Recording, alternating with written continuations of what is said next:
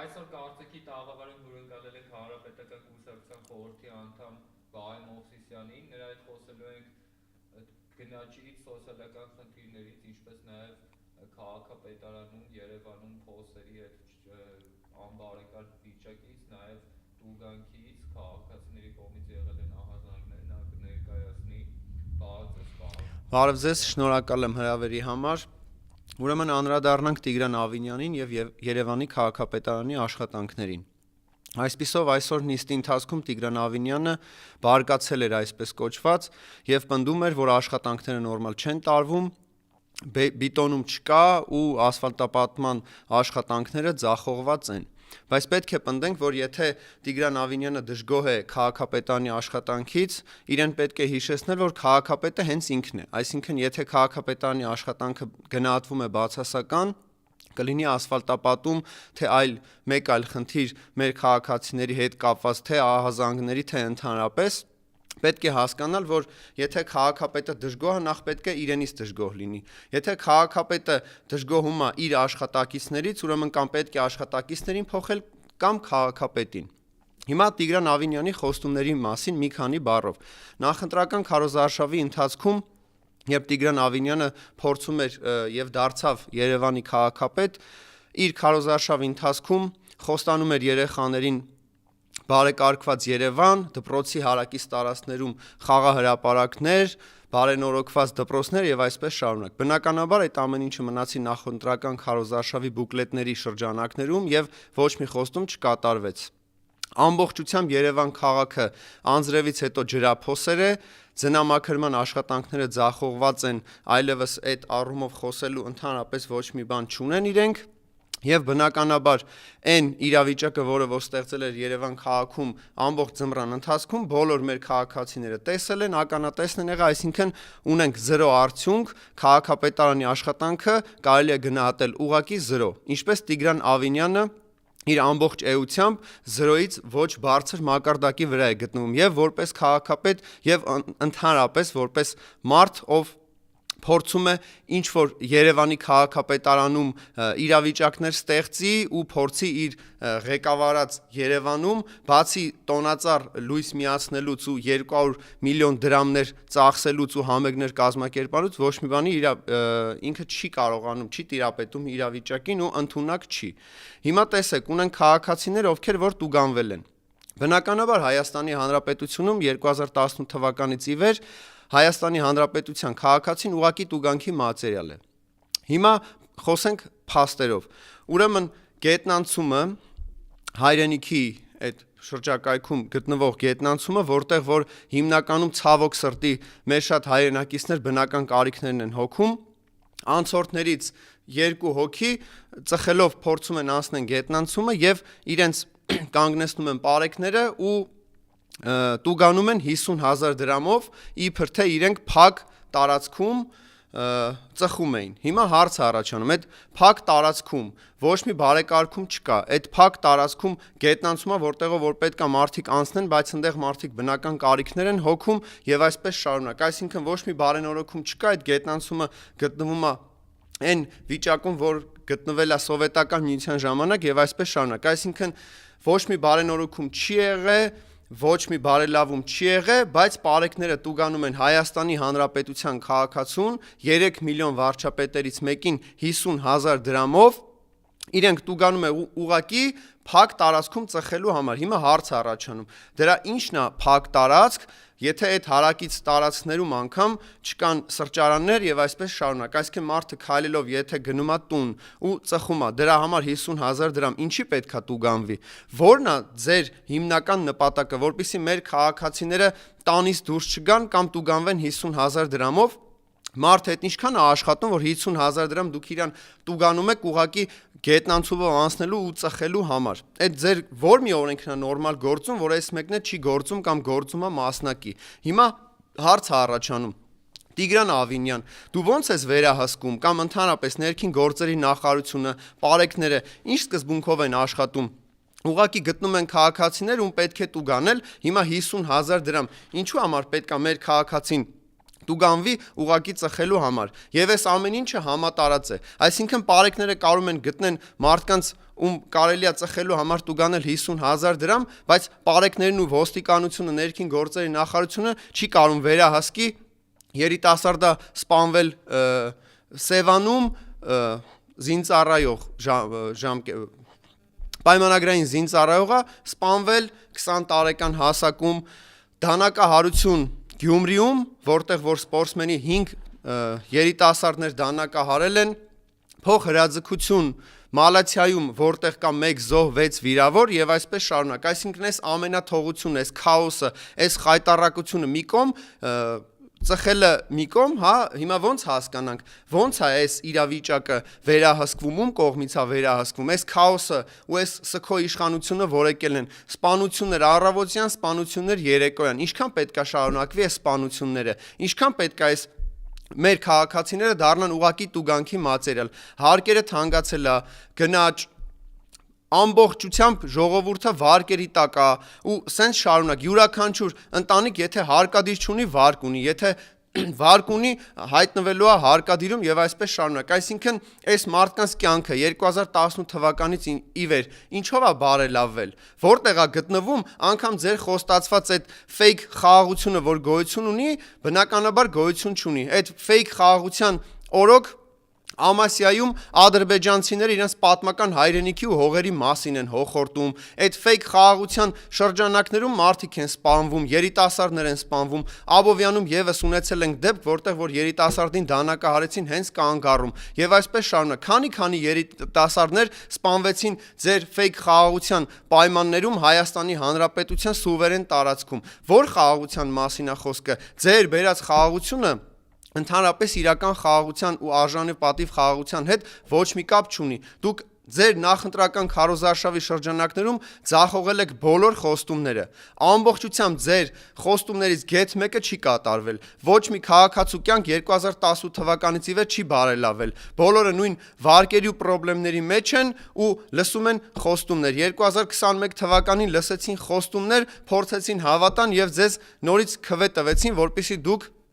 վերընտրվեք ու իշխանությունը նորից զավթեք, զավթելով իշխանությունը նորից քաղաքացիներին սարքեցիք տուգանքի մատերիալ, ավելացրել եք արագաչափերը, ավելացրել եք բոլոր տեսակի հնարավոր ու անհնար տուգանքները եւ այսպես շարունակ։ Հիմա յուրաքանչյուր անցորդ վտանգված է զուտ նրանով, որ եթե իր կյանքին վտանգ չի սպառնում, ուրեմն գոնե 50,000 դրամ պետքա տուգանեք, այս ձեր խաղաղությունն է, սենց եք պետություն պահում, բա Հայաստանի Հանրապետությունը այս վիճակում ինչ որ ժամանակահատվածում եղել է, սիրելի քաղաքացիներ, դուք ինքներդ ձեզ հարց տվել եք, երբևիցե եղել է Հայաստանի Հանրապետությունում նման քաոս, երբևիցե եղել է նման իրավիճակ, որտեղ որ Հայաստանի Հանրապետության քաղաքացին պետքա քրտնաջան աշխատի, որպեսզի տա պետությանը, որ պետությունը իրենց պարգևավճարներ բաժանի։ Այդ որտեղ է այդ խաղաղության մասին գրվածները, որ մենք չենք տեսնում, այդ որտեղ է այդ բարելավումները, որ մենք չենք տեսնում, այդ արտաքին պարտքը, որ 14 միլիարդը գերազանցում է, նորից 4 միլիարդ Ամերիկայի Միացյալ Նահանգների փոխնախագահի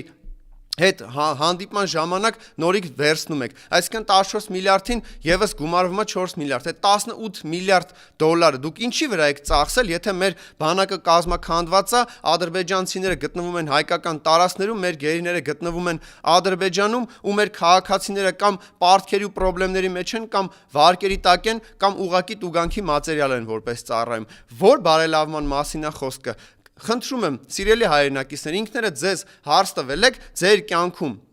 գեթ մեկ փոփոխություն եղել է դեպի լավը, որ կարելի է այդ առումով օրինակ մատնանշել, եկեք արդար լինենք էլի իրար հետ, որ բնակավարում է, որտեղ որ իրավիճակը բարելավվել է կամ բարենորոգվել է եւ այսպես շարունակ։ Այսօր առողջապահության հետ կապված մի շարք բժիշկներ բողոքի ակցիա են կազմակերպում, նախորդին անցած շաբաթվա ընթացքում տաքսու վարորդները բողոքի ակցիաներ են կազմակերպել, որովհետև իրենք բոլոր տեսակի հարկերը, հնարավոր ու անհնար հարկերը վճարելուց հետո վերջը ոչ ստաժը հաշվում, ոչ ընդհանրապես կենսաթոշակի հետ կապված փոփոխություն է լինելու։ Այդ մարդիկ աշխատելու են, հարկերը վճարելու են կանոնակարգված կերպով, բայց երբևիցե իրենք փոխհատուցում պետության կողմից չեն ստանալու։ Այսինքն դուրս է գալի, որ մեր քաղաքացիները պետքա ուղղակի շնչեն, աշխատեն, որպեսզի դուք կարողանաք $200,000 եւ ավել արժողությամբ մեքենաներ վարեք, բնակարաններ ձեր համար առանձնատներ սարքեք ու վերջի վերջո համոզեք, որ այ տեսեք, մենք բացառիկ իշխանություն ենք, մենք խաղաղության բաստիոնն ենք եւ մեր օրոք այսքան լավ բարեփոխումներ ա եղել։ Պետքա ձեզ եւս մեկ անգամ ու ամեն առավոտ հիշեցնել, որ ձեր օրոք Արցախը հանձնվել է եւ հայաթափվել է։ Ձեր օրոք 5000 տղաներ զոհվել են։ Ձեր օրոք խաղաղ պայմաններում ադրբեջանցիները եկել են, գրավել են հայկական տարածքներ եւ դուրս չեն գալի։ Ձեր օրոք մեր քաղաքացիները ուղակի տուգանքի մատերիալ են որպես ծառայում։ Ձեր օրոք թոշակը 200 դրամով ավելացնում եք, մի հատ է մունաթ է գալի, ասում եք 10000 դրամ ինչի վրա պետքա ծախսի մեր թոշակառուն։ Ձեր օրոք դեղերը թանկացել է։ Ձեր օրոք ձեթից մինչև հաց թանկացել է։ Ձեր օրոք ոչ մի տեսակի աշխատավարձ ընդհանրապես չի ավելացել, ուղղակի դուք նշում եք թվեր, որ եթե մենք վերցնում ենք փողի ինֆլյացիան, մենք հասկանում ենք, որ այն ժամանակվա 100,000 դրամը այս ժամանակվա 150,000 դրամն, այսինքն դուք ֆիկտիվ կերպով ցույց եք տալի մեր քաղաքացիներին այդ սուտն ու կեղծիքը հրամցնում եք, որպեսզի վերընտրվեք, որ 2026 թվականից սկսած նորից կեղեքեք, խաբեք այս ժողովրդին, թալանեք։ Կոռուպցիայի մեջ այնքան եք թաթախված, էլ չեք կարող կոռուպցիայի մասին խոսակ։ Քանի կար նախկիններն էին մեղավոր, հիմա էլ արդեն կոռուպցիայի մասին լռում եք, որովհետև յուրաքանչյուրը ձեր ոլորտում այնքան է կոռուպցիայի մեջ թաթախված, որ էլ չեք կարողանում թվերը վերահսկել ու վերջի վերջո արդեն ձեր մեջ եք փորձում մեղավորներ ման գալ, բայց վերջի վերջո մենք բոլորս հասկանում ենք, որ թիվ 1 մեղավորը ու թիվ 1 պատասխանատուն երկրի վարչապետն է, որ բերել է իր ուսապարկերին ինչքան հնարավոր ու անհնար սոված շունկա ստեղից ընդեղից ճարել են, բերել են, սարքել են падգամավոր ու նախարար, սրանք էլ լափում ուտում կեղեքում են, մի հատ է ժողովրդի վրա մատ են թափ տալի, բա տեսեք մեր օրոք էս ինչն ա եղել, մեր օրոնք էս ինչն ա եղել, ձեր օրոք մեր արտաքին պարտքը 2 անգամ ավելացել է, դուք 7 միլիարդ դրամ դոլար պարտքով վերցրել եք Հայաստանի Հանրապետության իշխանությունը, դառել է 14, հիմա դառնում է 18 միլիարդ դոլար։ Այդ գումարները որտեղ եք ծախսել, որ քաղաքացու կյանքն եք բարելավել, մատնանշեք, ասեք այ տեսեք, այս ինչ բնագավառում, այս ինչ բարեփոխումներն ա եղել։ 8 տարվա ընթացքում 2 հատ դպրոց եք վերանորոգել, այն էլ մեր հարկերի հաշվին, առավոտի ծիրիկուն ցույց եք տալի, որ այ տեսեք դպրոցը Այդ ջրափոսերը Ավինյանին ես խորհուրդ կտամ, որ լապատկեն վերցնի ու գնա սկսի հերթով այդ ջրափոսերը փագել, ոնց որ ինքը ժամանակին ասում էր, եկեք գնացեք քաղաքապետարանի աշխատակիցներ, ձյունը մաքրեք։ Հիմա լապատկեն վերցրու Ավինյան ու գնա, որպեսզի այդ ջրափոսերը մաքրես։ Եթե չես կարող վերահսկես, որ քո աշխատողները այդ ջրափոսերը ու ընդհանրապես ասֆալտապատման աշխատանքները կատարեն, ուրեմն դու ինքդ պետքա կատարես։ Եթե չես կարող կազմակերպես, ուրեմն դու պետք է կատարես։ Բա ինչի համար ես եկել նստել է էլեկտրոմոբիլը քշում ես Voyage-ների ես մասնակցում, մեր հաշվին բիզնես կլասով ես գնում արտերկիր ու ներկայացնում ես Երևանը, այն Երևանը, որը որ դարերով եկել է, գեղեցիկ Երևանը, հարուստ Երևանը եւ այսպես շարունակ։ Հիմա Երևանից մնացել են թանկացումները, փոսերը ու օդի աղտոտվածությունը։ Էսա քո պահած Երևանը, էսա ձեր պահած երկիրն ու հայրենիքը։ Հարա մլնի սենց խաղաղությունը, հարա մլնի սենց բարեփոխումները։ Ձեր նման բարեփոխումներ, որ մի հատ աթոռ բերենք դնենք ընդեղ, ավելի լավ կաշխատի։ Ձեր աշխատանքը գնահատվում է 0։ Հաշվի առնելով ձեր խոստումները 18 թվականին, 2021 թվականին եւ հիմա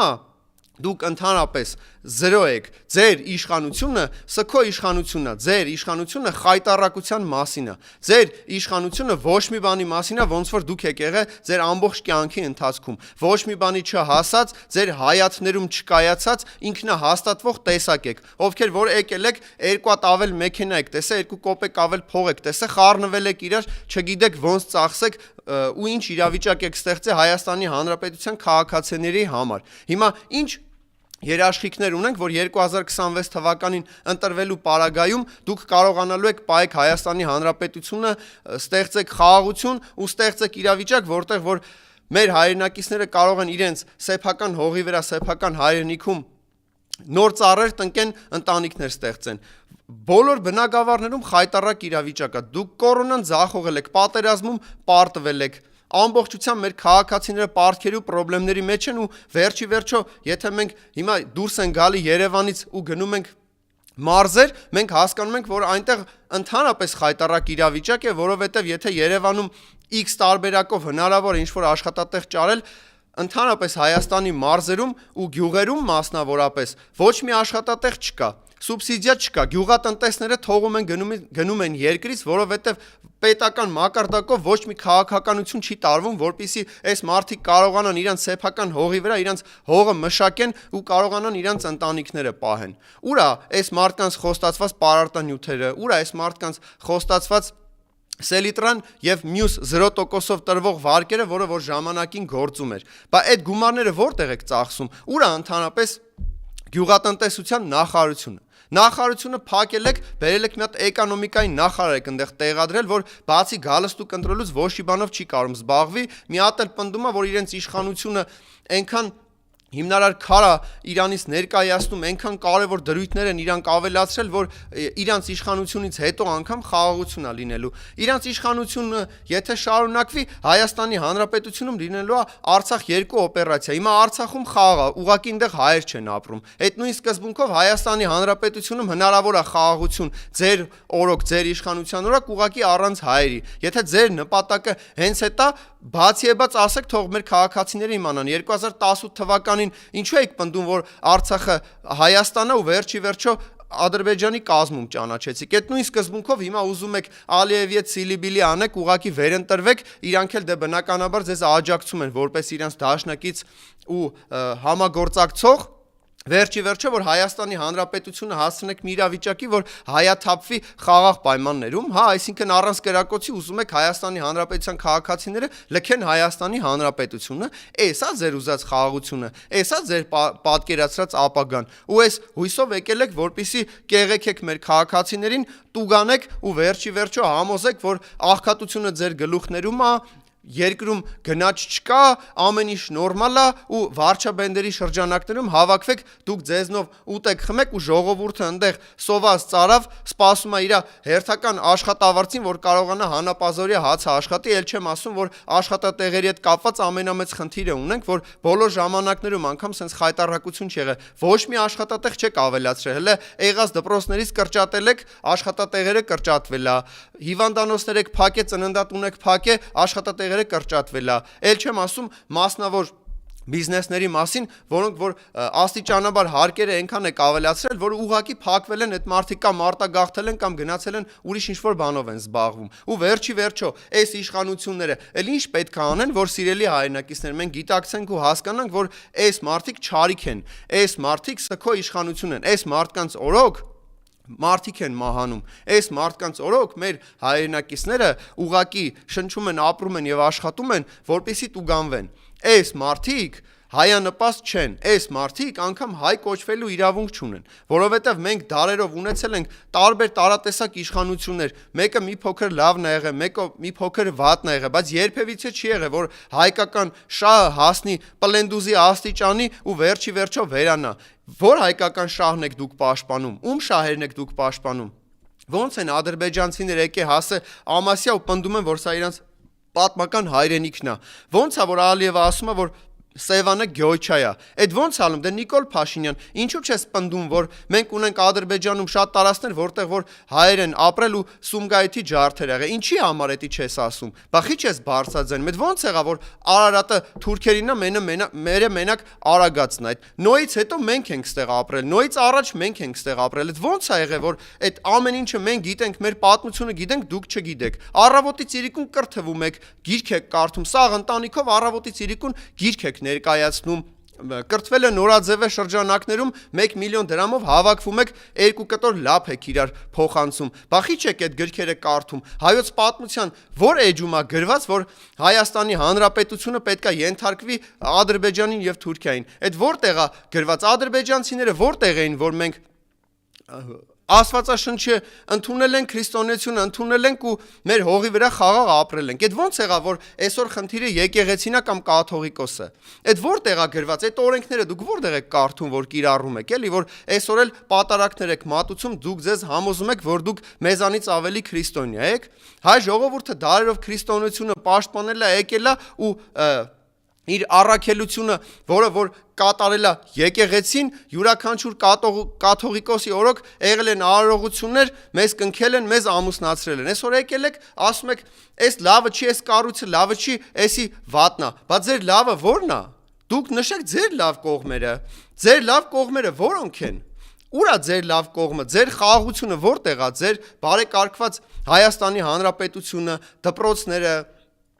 առողջապահության նախարարությունը հիմն է, մեկը մյուսի վրա տենդերներ եք ծախում, բայց ժողովրդի առողջության մասին ով պետք է մտածի։ Եկել եք օդի